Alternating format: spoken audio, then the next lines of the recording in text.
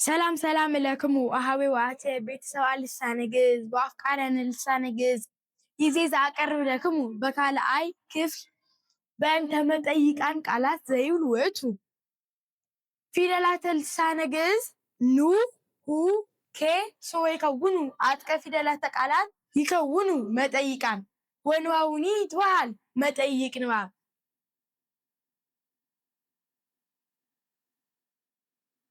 سلام نعاختكم يخون أحواتينا حاتين فتوت قنقوا جز بيتسو قنقوا جز لو من نريو بخال أي كفال بزعبا متأيك عن قالات ويدما حتو نمهتات اللي تتكاملهم قالات إيوم فيدلات قنقوا جز نو و كي زولو عم مجرشا فيدلات قالات انتمتو متأيك عن يخونو نواوم دما متأيكاوي نواوي بحال ቀዳማይ ኑ ዝንቱ ፊደል ትምህርተ ተስዕሎ أو ትምህርተ ጥያቄ ከዊኖ يحسس أوصوت أو أوصوت أكو ቀዳማይ ኑ እዚ ፊደል እዚ ናይ ሕቶ ምልክት ኮይኑ እወ ወይ ድማ ኣይኮነን ዝብል መልሲ ዝደሊ እዩ ምሳሌ ቀዳማይ መፃኑ ኣቡከ መፃኑ ኣቡከ ኣቦኻ መፂኡ ዶ መፂዶ ኣቦኻ ማለት እዩ ኣብዚ መልሲ ኢና ንፅበ መልሲ ድማ ከምዚ ኢሉ ክምልሰልና ይኽእል እወ ወይ ድማ እወ መፃ ወይ እወ መፃውየ ይብል ብኻሊእ ድማ መፃትኑ እምከ ኣዴኻ መፂኣ ዶ ኣዴኻ ማለት እዩ ኣብዚ እውን መልሲ ንፅበ ኢና እንተመፅያ እወ መፃት ክብለና ይኽእል እወ ክብለና ይኽእል እወ መፃት እምየ እውን ይብለና እንተዘይመፅያ ድማ ኣልዎ ይመፃት ክብለና ይኽእል ይመፃት ክብለና ይኽእል ኣልዎ ይመፃት እምየ እውን ክብለና ይኽእል ካልኣይ ሰናይኑ ግብር ስራሕ ፅቡቕ ድዩ ስራሕ ፅቡቕ ዶ ኣሎ ማለት እዩ ኣብዚ ድማ ሰናይ ወይ ድማ ፅቡቕ እንተኾይኑ እወ ክብለና ይኽእል ወይ ድማ እወ ሰናይ ውእቱ ክብለና ይኽእል ከምዚ ዝብል መልሲ ክንረክብ ንኽእል ብኻሊእ ድማ ሰናይኑ ህላዌ ሂወት ፅቡቕ ዶ ኣሎ ሂወት ደሓን ድዩ ማለት እዩ ኣብዚ ድማ ኣብዚ እውን መልሲ ንፅበ ኢና ፅቡቕ እንተኾይኑ እወ ሰናይ ውእቱ ህላዌ እወ እውን ክብለና ይኽእል እወ ሰናይ ውእቱ እውን ክብለና ይኽእል ፅቡቕ እንተዘይኮይኑ ድማ ኣብዚ ኣኮ ሰናይ ክብለና ይኽእል ሳልሳይ ሃሎኑ ትምህርቲ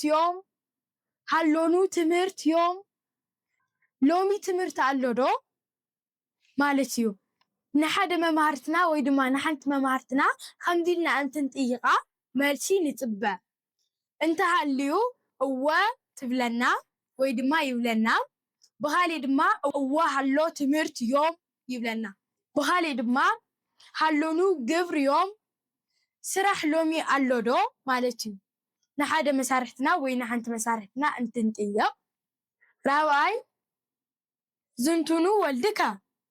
ዝንቱኑ ወልድከ ሓደ ኣቦ ኣብ ጥቓና እንተሃልዮም እሞ ድማ ወዶም ምስኦም እንተሃልዩ ዝንቱኑ ወልድከ እንተኢልናዮም ወድኻ እዚ ድዩ እዚ ድዩ ወድኻ ማለት እዩ ኣዶ እንተኾይና ድማ ዝንቱኑ ወልድኪ ንብላ ዝንቱኑ ወልድኪ እዚ ድዩ ወድኺ እዚ ድዩ ማለት እዩ ኣብዚ እውን መልሲ ንፅበ ወዳ እንተኾይኑ እወ ክትብለና ንኽእል እወ ወልድየ ውእቱ እውን ትብለና ወይ ድማ እወ ወልድየ ውእቱ ዝንቱ ክትብለና ትኽእል እያ ካልኣይ ዝንቱ ትምህርተ ተስዕሎ ፊደል መብዛሕትኡ ግዜ ይበውእ ምስለ ኣሉታዊ ቃላት ኣው ምስለ ካልኣን መጠይቃን ቃላት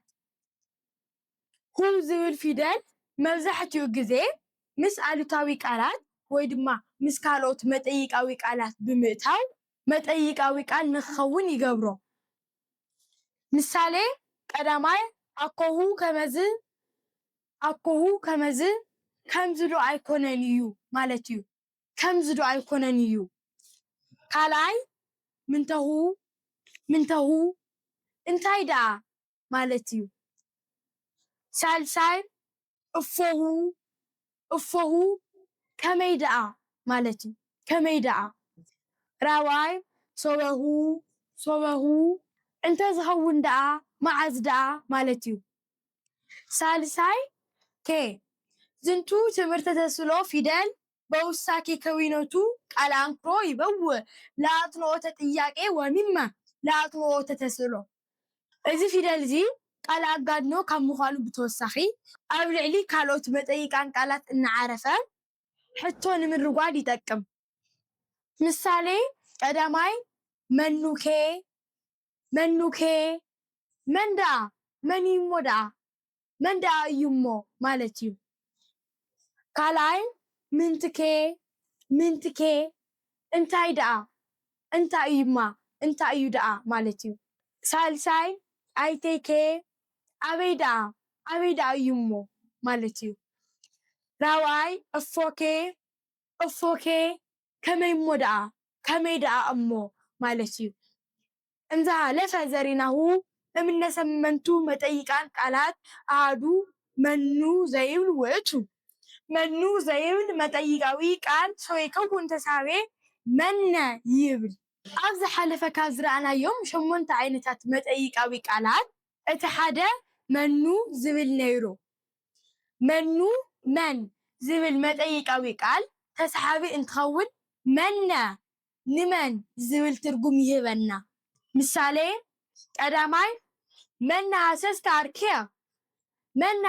ኣርክያ ዓርከይ ንመን ትደሊ ኣለኻ መሓዛይ ንመን ትደሊ ኣለኻ ማለት እዩ ብኻሊእ ድማ መን ሃሰስከ ቢፅየ እንተኢልና ዓርከይ መሓዛይ ንመን ትደሊ ኣለኻ ማለት እዩ እዚ እውን ካልኣይ መን ተሃስሱ ንመን ትደልዩ ኣለኹም ማለት እዩ ሳልሳይ መን ሃረይከ ንመን መሪፅካ ንመን ሓሪኻ ማለት እዩ ራብዓይ መነ ርእየ ንመን ሪኡ ማለት እዩ ሓምሳይ መነ ትፀውዕ ንመን ትፅውዕ ኣለኻ ማለት እዩ ሳድሳይ መነ ትጸንህ ዝያ ኣብዚ ንመን ትጽበ ኣለኻ ኣብዚ ማለት እዩ ሳብዓይ መነ ቀተለ ንመን ቀቲሉ ማለት እዩ ሳምናይ መነ ወሃብከ ንመን ሂብካ ማለት እዩ ከምዚ ይብል በአማርኛ ሲሆን ደግሞ ሰላም ለእናንተ የሆነ እህት ወንድሞቼ የግዕዝ ቋንቋ ቤተሰቦች የግዕዝ ቋንቋ ወዳጆች ዛሬ የምናየው በሁለተኛ ክፍል ስለ መጠይቃን ቃላት የሚል ነው ፊደላተ ልሳነ ግዕዝ ኑ ሁ ኬ ሰው የከውኑ አጥቀ ፊደላተ ቃላት ይከውኑ መጠይቃን ወንዋውኒ ይትበሃል መጠይቅ ንባብ ኑ ሁ ኬ የሚሉ ፊደሎች በቃላት መጨረሻ እየገቡ መጠይቃን ቃላት ይሆናሉ ንባቡን መጠይቅ ንባብ ይባላል ቀዳማይ ኑ ዝንቱ ፊደል ትምህርተ ተስእሎ አው ትምህርተ ጥያቄ ከዊኖ የሐስስ አውስኦተ እወ አው አውስኦተ አኮ አንደኛ ኑ የሚል ፊደል የጥያቄ ምልክት ሆኖ አይ ወይም አይደለም የሚል መልስ የሚጠብቅ ነው ምሳሌ ቀዳማይ መጻኑ አቡከ አባትህ መጣ ወይ ማለት ነው እዚህም መልስ እንጠብቃለን ከመጣ እወ ወይም እወ መጻ አዎ መጥቷል ይላል ወይም እወ መጻውየ አዎ አባቴ መጥቷል ይላል ካልአይ ሰናይኑ ግብር ስራ መልካም ነው ስራ በጎ ነው ማለት ነው እዚህ ላይም መልስ እንጠብቃለን ጥሩ ከሆነ እወ ይላል ወይም እወ ሰናይ ውእቱ ይላል። ሳልሳይ ሃሎኑ ትምህርት ዮም ዛሬ ትምህርት አለን? ዛሬ ትምህርት አለ ወይ ማለት ነው። ራብዓይ ዝንቱኑ ወልድከ ልጅህ ይሄ ነው ወይ ልጅህ ማለት ነው። በሌላም ዝንቱኑ ወልድክሙ እያል መጠየቅ እንችላለን። ካልአይ ሁ ዝንቱ ትምህርተ ተስዕሎ ፊደል መግዝቶ ጊዜ ይበውእ ምስለ አሉታዊ ቃላት አው ምስለ ካልአን መጠይቃዊ ቃላት።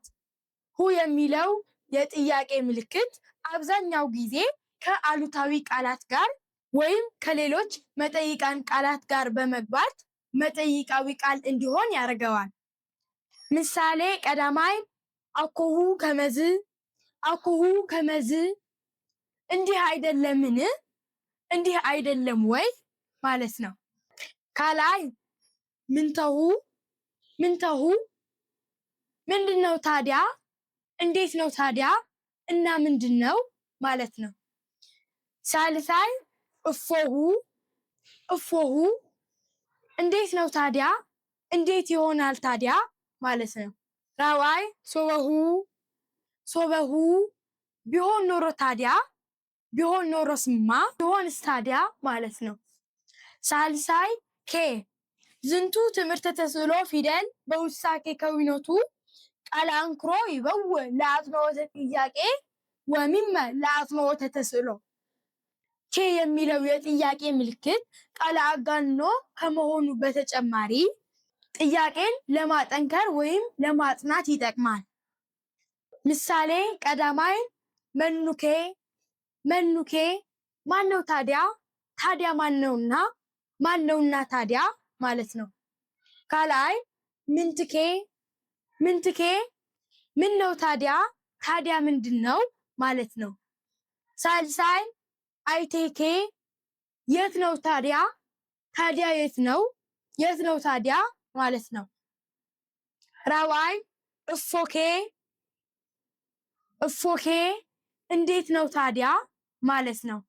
እንዘ ሀለፈ ዘሪናሆሙ ሰመንቱ መጠይቃውያን ቃላት እምኔሆሙ አሃዱ መኑ ዘይብል ውእቱ። መኑ ዘይብል መጠይቃዊ ቃል ሰው የከውን ተሳቤይ መነ ይብል።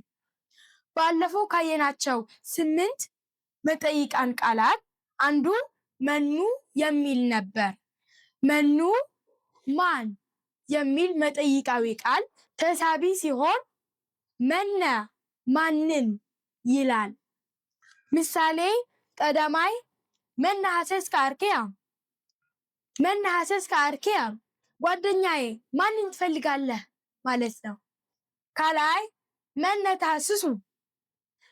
ተሐስሱ ማንን ትፈልጋላችሁ ማለት ነው። ሳልሳይ መነ ሀረይከ ማንን መረጥክ ማለት ነው። ራብዓይ መነ